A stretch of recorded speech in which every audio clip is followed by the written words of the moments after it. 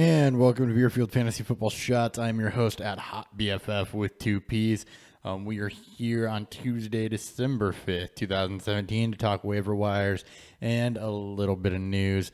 As always, you can follow me on Twitter at Hot BFF with two P's. You can follow the show at Beerfield FF. Download the podcast, iTunes, Google Play, Stitcher, Beerfield Fantasy Football. Let's get into the news.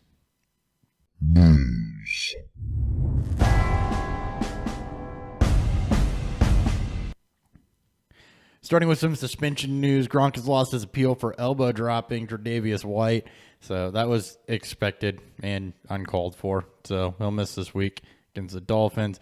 Dwayne Allen should step in to replace him.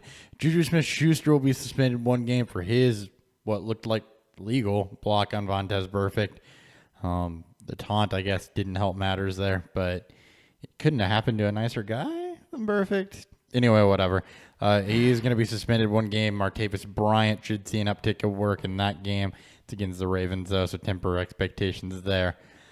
Texans in place Bruce Ellington, wide receiver, and tight end C.J. Fedorowicz with a concussion and hamstring and concussion, respectively. Steven Anderson should step in to replace Fedorowicz and take away the targets that Ellington was getting, especially with Fuller still out.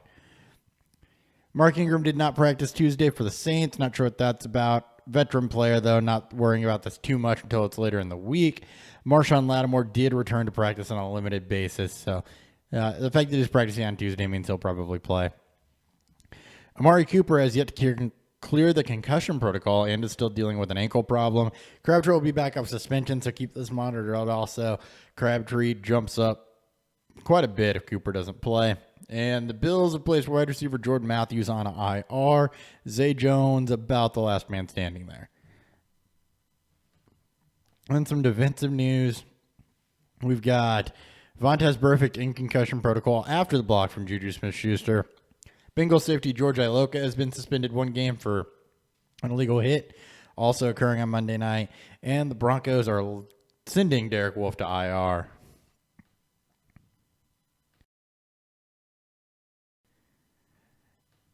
And for Waiver Wire, I'm going to go over some players here that we like this week to help you win your playoff matchup. Blake Bortles, not so much this week. He's got Seattle, but after that, Houston, the 49ers. The guy that I really like this week, though, is Jimmy Garoppolo. He's got a plus matchup against a bad Texans secondary. He moved the ball pretty well against the Bears. If you can find the end zone a time or two, he's going to be an excellent stream this week. So if you're looking to stream a quarterback, I would go that route.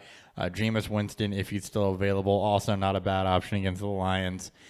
At running back, it'll depend on Doug Martin, but Peyton Barber is available. He has a plus matchup against the Lions this week, so he could be a good pickup. If Amir Abdullah is still out, Tion Green flashed, and the Bucs are not good against the run. He's the Lions' undrafted rookie that showed up a little bit this week. Mike Davis for Seattle, hottest waiver wire pickup you can get right now. He looks like he's finally taken that job, maybe, but it's Seattle, so we never really know. C.J. Anderson, if he's out there, did lead the Broncos in touches, but I would want to stay away from that mess. At wide receiver, Marquise Goodwin, Trent Taylor, both flashing for the 49ers. They have a very plus matchup this week if you need somebody in a pinch. Mike Wallace also. We like him for the rest of the year, so he's another guy you can go out and get. He's blown up in 2 of his last 3 weeks for over 100 yards and a tutter. So Mike Wallace, not a bad pickup. At tight end, Steven Anderson, the aforementioned, with Ellington on IR and Fedorowicz on IR. Somebody else besides DeAndre Hopkins has to get targets. He actually leads in limited work, all Texans tight ends. He's a converted wide receiver, so he is of the move variety. Ricky Seals-Jones is out there. He was 2 for 44. Gabbert missed him on a wide-open touchdown. We'll try to get him 3 weeks straight with that. Cameron Brate, if he's available, is going to resurge with Jameis Winston back.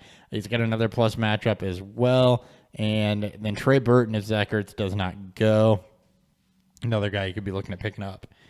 And then as for defenses this week, the Packers have the Browns, not necessarily as attractive as it was a couple weeks ago. You've got the Texans against the 49ers, again, not nearly as attractive as it was a couple weeks ago. You got the Bengals versus the Bears, though. Cowboys at Giants, Bills versus the Colts. Raiders have KC, so you do have some options there. New England against Miami, if they're available, is another one I like. They've been in double digits the last 3 weeks.